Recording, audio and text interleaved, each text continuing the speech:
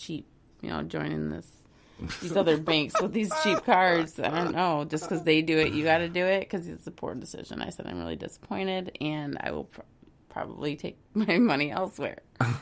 The little bit that I have. But I wonder why it got to you so much. Was there idea. something else that was behind it? Probably. I don't know. Was it me? Maybe. So, you had spent 3 hours with me at that point, and you're like, I've had enough. Yeah, I don't know. I'm going to take it out in the bank.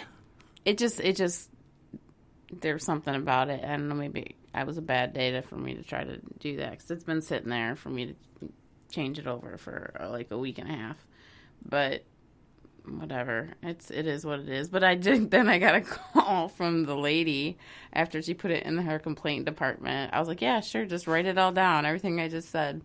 And then like 30 minutes later, she left me a message saying that they're upgrading my card, and they actually do that. They do have an embossed credit card that they offer upon customer request. And I'm thinking, that's weird. Well, I don't know why they told me before that they didn't have that, and that they didn't know that they had that. 2 different customer service agents. But whatever, I don't know. I guess if you make enough of a fuss, sometimes things actually do happen.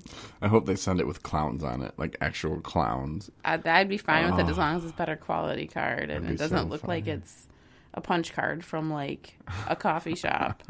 That's what it looked like. It is bad, I give you that.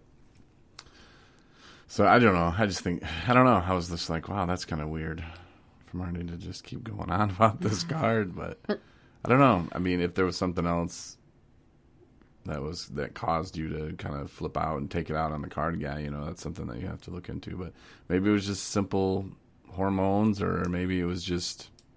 Yeah. I don't know what it was, but I do, in hindsight, I do feel a little bad for the guy. I'm sure that probably is not the worst call that he had today. I wasn't mean to him, really. I was just used strong words about how disappointed I was in the bank that he works for. That's all. Guy's just trying to make a living, man. COVID-19's out there. Dude's just trying to work at a bank. Yeah. Anyway, these are high class problems that I have these days. It's complaining about the bank card that I have an account at a bank with actually money in it. So these are things I would not be even concerned about years ago. So for that, I'm blessed. Well, yeah. That's your biggest problem today. It's a pretty good day. Yeah, it was an awesome day. Yeah. So the guy from 910 News got back with me, and he wants to do, or I want to do, we all want to do a commercial. They want to do it because, well, they charge money for that, and that's how they make their money.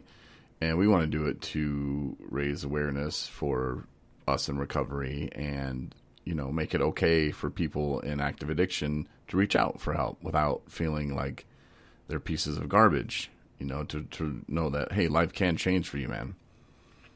So I sent him the video I made with my nephews, and he's like, wow, that's really good. And I don't know if maybe I didn't tell him I was on the radio, but he's like, man, dude, you could charge tons of money to do voiceovers, man. He was like, that read was perfect, and this and that. And I was like, was he just tooting my horn? Or maybe I did tell him and he knew that. It was just like, I'm sure that you told him, ego. No, I'm sure you told him, but I was a radio guy. Yeah. Yeah. But he was just like, I'm serious, man. Your voice was amazing. That. You could charge tons of money for that. Mm-hmm. I was like, yeah, that sounds like work. Just kidding. But I wanted to play the PSA that I made. Man, when did I make this? About 2 months ago. Was it? It seems a lot longer than that. Mm. But here's a radio PSA that I need to send out. But it's not. See, and this is my problem. And it was in radio too. And I'm glad I had deadlines in radio. I had to have the promo done by Friday at 5 because that's when it kicked off. So at Friday at 5, whether I liked it or not, and a lot of times I would still go back and fix it. But I would make a promo or I'd make something and it just wasn't good enough for me. And I don't know. I'll play it.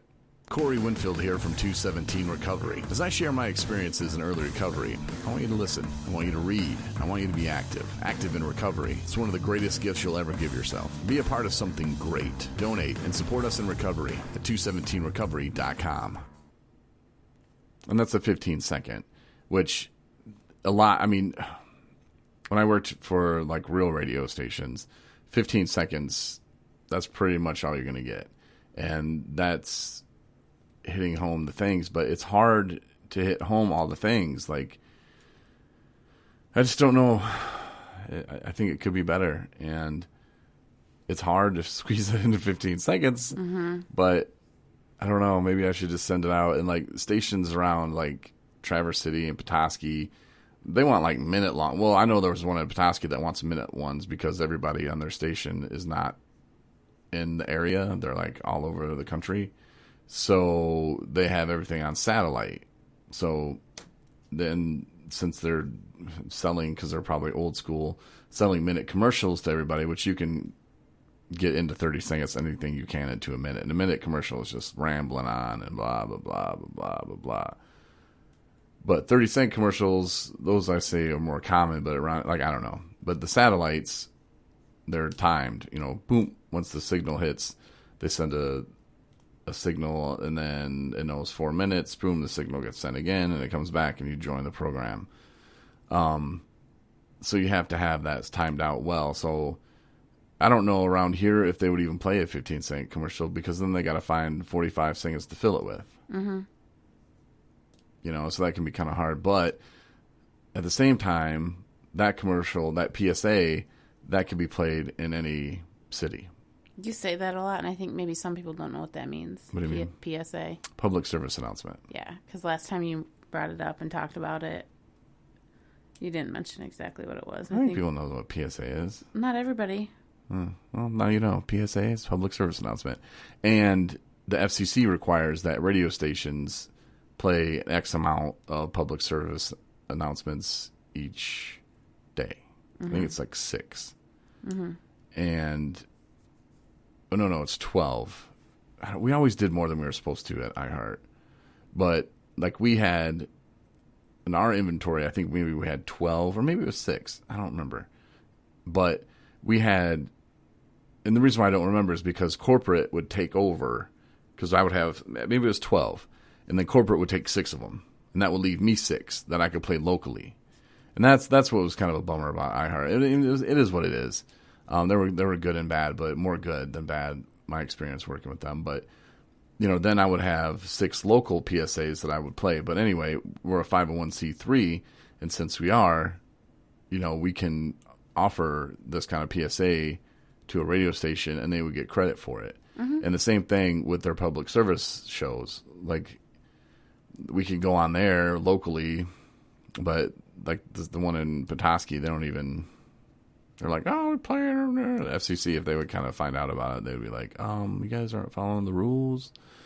But they're mom and pop, so I don't really know about how the FCC does with that. But, you know, the other, again, outside of this market, you know, and all across the country, the FCC, it's the same. You know, the rules is the rules. So, I mean, there could be a little radio station in Texas that I could send that to, and they will play it. Or, you know, they would say, yeah, we'd love to have you on, you know, and we could do a show from here and send it to them, in which I still want to do a show and do an FTP site and have stations just download it, and that way it's no skin off their back. You know, we do a public service and we get played wherever, and it fulfills their requirements from the FCC. Yeah, you know, I remember it was so hard finding people to be on that. It was just such a pain. And a half-hour show back then, to me, you know, coming off being a rock DJ where it was like 30 seconds is a long time. Like, if you're talking for 30 seconds, you better have some stuff to say. That is a long time. You know, you just need to shut up and play the music. And it's how you tease and how you can get in and out quick, and you don't need to ramble on like I'm doing right now. But this is way different, obviously, than, you know, hosting an afternoon drive on a rock station. So it was really hard to fill 30 minutes. It was it was like something that I dreaded, even sober. When I was doing it sober, I was just like, oh, what do I talk about? I'm really surprised. Yeah. Well, I told the volleyball team, I really like your uniforms. And the coach kind of looked at me, and I was like, well, what? They're awesome. The college volleyball team came in, and I look up, and it had been 5 minutes, and I thought it had been 25. And I remember that feeling of, oh, Jesus. What are we going to talk about now? Like, for 45 minutes? And it ran on all the stations down there in Fort Smith. And it was just like, Did you learn from it? The experience? Be prepared a little bit more? I mean, you could have talked about, I don't know, their season. Yeah. I don't know. We maybe did. I filled 30 minutes. Well, there you go. But yeah, I wasn't really prepared. And then there were I don't know. It was just awkward. But anyway, I'll play the PSA again. Corey Winfield here from 217 Recovery. As I share my experiences in early recovery, I want you to listen. I want you to read. I want you to be active. Active in recovery. It's one of the greatest gifts you'll ever give yourself. Be a part of something great. Donate and support us in recovery at 217recovery.com. Yeah, I don't know. Maybe I'll send it out. Yeah. Yeah, we'll see what happens. But all right, well, I think we're done. Unless you got anything burning that you want to... Not really. I'm ready for bed. Oh, yeah.